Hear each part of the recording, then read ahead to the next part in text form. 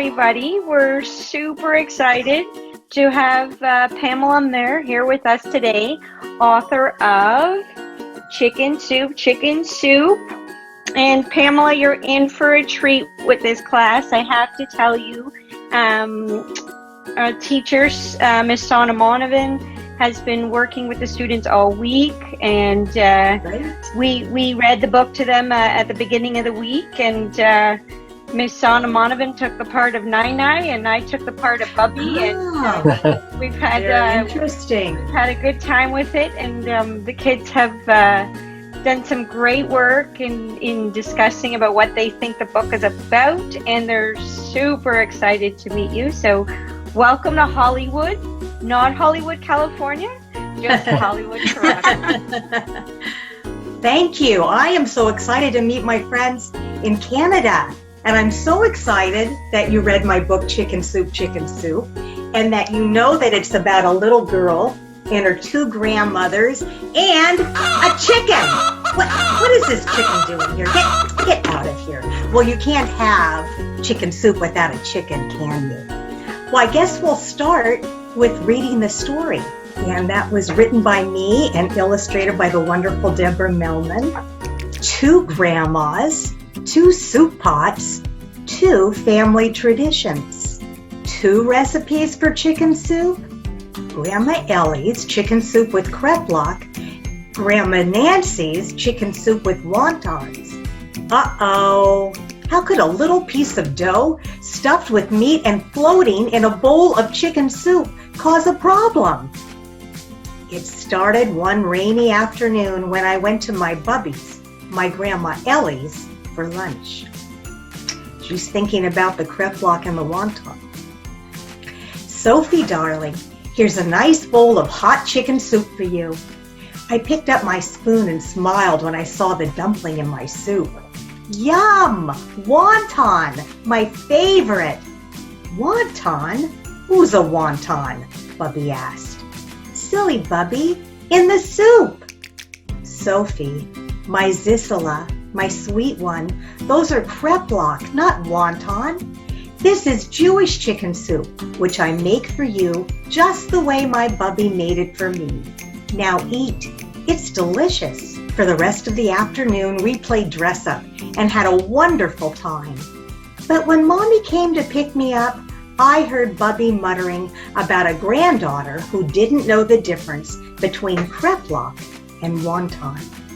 A few days later, I went to my Nai-Nai's, my Grandma Nancy's, for lunch. Here you are, Sophie. Good hot soup, Nai-Nai said. Kreplach, I said. I love kreplach. What's kreplach? Nai-Nai asked. Silly Nai-Nai, in the soup. Sophie, my bao, my baby, my treasure. This is Chinese chicken soup with wonton. I make it for you just the way my Nai-Nai made it for me. Now eat and grow strong. For the rest of the afternoon, Nai-Nai and I had fun painting pictures. But when Daddy came to pick me up, I heard her talk to him about a granddaughter who didn't know the difference between kreplach and wonton. I knew the difference between soup with kreplach and soup with wonton. I just accidentally mixed them up. Bubby's chicken soup had carrots and parsley. Nai-Nai's chicken soup had bamboo shoots and green onions. Wontons are not kreplach. Kreplach are not wonton. A little different. A lot the same. And I could prove it. When I told Mommy and Daddy about my idea, they liked it. So the next week, I invited Bubby and Nai-Nai to our house for lunch. I asked each of them to bring their soup. Soon Bubby's chicken soup with kreplach simmered on the stove next to Nai-Nai's chicken soup with wonton. Your soup smells very good, Nancy, Bubby said. Yours too, Ellie, Nai-Nai said. I like the smell of soup. I hope you do too. I took a big serving bowl out of the drawer. Daddy helped me pour in both soups until the two were mixed together. Presenting the first ever Jewish Chinese kreplach wonton chicken soup, I said. Mommy ladled the new soup into bowls, and we all sat down at the table. You know, Bubby said, to be completely honest, my chicken soup isn't exactly the way my Bubby made it. I buy wonton wrappers to make my kreplach. So your Jewish chicken soup is a little bit Chinese? I asked. Bubby nodded. That's right. I have something to say too, Nai said. I buy the chicken for my soup at the kosher market. The flavor is better. So your Chinese chicken soup is a little bit Jewish? I asked. Yes, it is, Nai said. A little Jewish, a little Chinese, a lot like me, I said. Sophie Chang, you're a genius, Bubby said. I've always thought so, Nai agreed. Kreplach schmecklock. Let's eat, Bubby said. Wait a minute. Don't you mean wonton schmonton? Nai asked. I laughed and dipped my spoon into my bowl. A bite of kreplach, a taste of wontons. I said. Mommy, Daddy, Bubby, and Nai all started eating. A wonderful blend, Bubby said. The best of both, said Nai, just like our granddaughter. Suddenly I knew what made Bubby's and Nai's soups so much alike. The special ingredient in every bowl of any grandma's soup is love. Save room, everybody, Bubby said. I made knishes, and I brought egg rolls, Nai said. Are we talking dough filled with vegetables, then fried? Bubby asked. Precisely, Nai said. I couldn't wait to taste my first egg knish or egg roll. I knew it would be delicious. And here's some recipes for chicken soup at the end. Bubby's kreplachs and Nai's wontons, and don't forget the chicken. Okay. Oh, wow. Thank you. Wow. Okay. So we have some questions for you. Our students do. If it's okay, I'm going to share my screen so they could see them. And we're going to start off with question number 1 with Tara. Why did you write a book about chicken soup? Is chicken soup special to you? What a wonderful question. And the answer is yes. Chicken soup is special to me because, like the little girl in the book, I had a wonderful grandmother, my grandmother Manya, and she made delicious chicken soup for me all the time, sometimes with kreplach, sometimes with noodles. So chicken soup is special to me. And the other thing I like about chicken soup is that a lot of different people have different ways of eating chicken soup. And I think it's really interesting that food can be the same and a little different in different countries. Question number 2 is Axel. What inspired you to write this book? I wanted to write about a family who was Chinese and Jewish. And I thought a long time about how to write a story like that. I like to eat, and I thought about food, and that made me think about writing about this family in terms of food. Question number 3, Lauren. Why did you name the book Chicken Soup, Chicken Soup? I think it sounded a little bit funny to name it Chicken Soup, and I like to laugh. And it was about 2 different kinds of chicken soup. So I thought that would be a good title. Thank you for your question, Lauren. Question number 4, Faisal. What do you like more, kreplach or wonton? Well, because of my grandmother making me kreplach, I'll have to say that I like that more. But I do like both. Question number 5. How many books have you written? Which one is your favorite? And so I have 6 published books. But you asked me how many books I have written. And that is a very, very different answer because, like many authors, I have written a lot of books that have not been published yet. So I would say I have written about 50 books, and 6 have been published. And my favorite, wow, that's kind of hard to say, but I would say my favorite is one I wrote, a chapter book for a little bit older kids about a family that retires from the circus. Because I bet you didn't know this about me, but I really love the circus. And so that book is called The Amazing Trombone Move In, and that's my favorite. Question number 6, Cole. How long did it take to write Chicken Soup, Chicken Soup?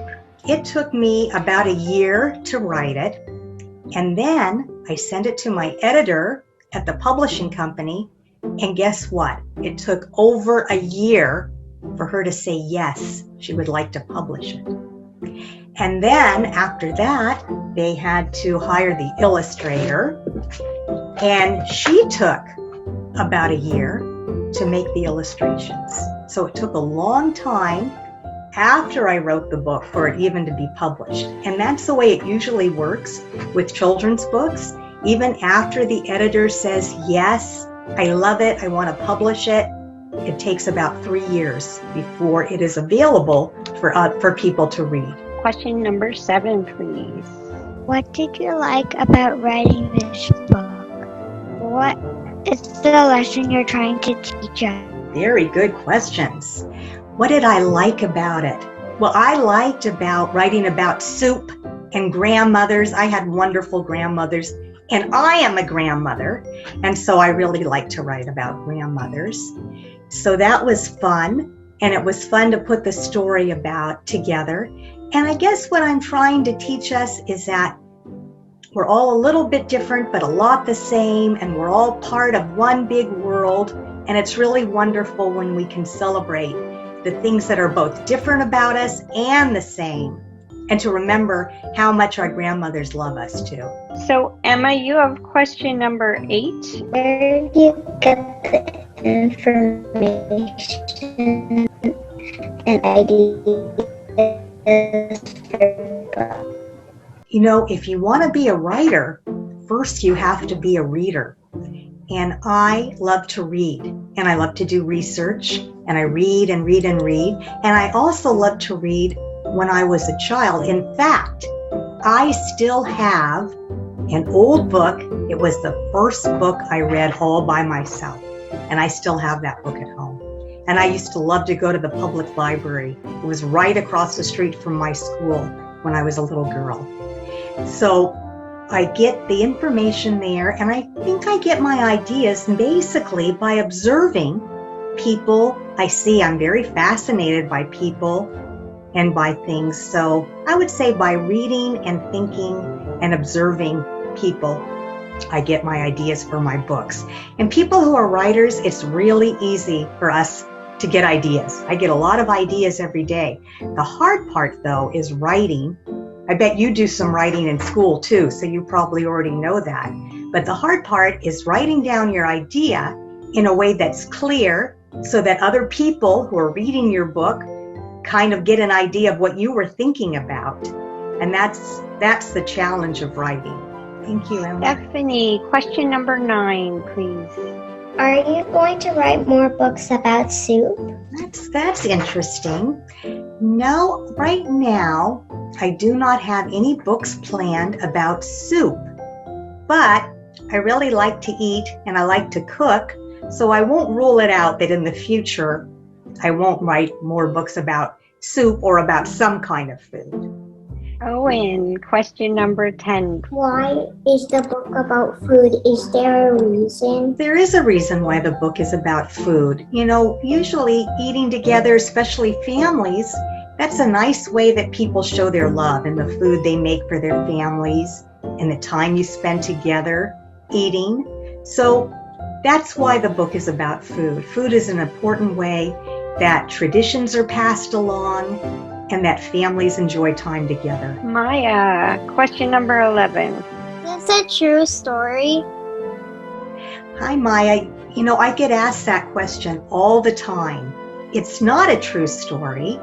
I made it up, but I think that it is true that people have questions about food or things are a little bit different. So even though it's not a true story, it didn't really happen to me, it has that little element of things we can relate to that is a kind of a truth. And we'll go with Sydney. So Sydney's question was, how does it feel to be an author? That's a good question. Well, I always wanted to be an author ever since I was a little girl, and I enjoyed reading so much. I thought that's what I would like to be. But it kind of takes a long time to learn to write well enough to have a book published. So what it feels like is that I get to spend my day with things that I like the most, reading and writing, and I really like to think about what children like and what's important to children. So that what it feels like is spending time doing those things. There's the creative aspect of being an author, and then if you want to have your books published, there's the business aspect of it too, and that's a little bit harder. But basically, it feels really good being able to tell a story and to have other people read it and enjoy reading that story. Because I like stories and I like children. So it's fun when the two come together. And I've really enjoyed being here with all of you today and getting to see your smiling faces. Well, we've really enjoyed having you. I mean, this was a real treat having you come to visit us all the way from California. Yeah, Miss Maya, on behalf of my students, myself, and Hollywood Public Schools, we would like to thank you for taking your time to share such a wonderful book with us. This is a once-in-a-lifetime experience for us. So thank you. It's a very special book, and we have great discussion after the story. So ultimately, we learned that it is love that brought us all together.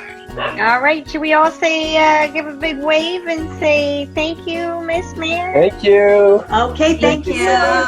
Thank you. Big applause Thank you again. so much. Thank you very much. Thank Bye, you. everyone. Goodbye, friends.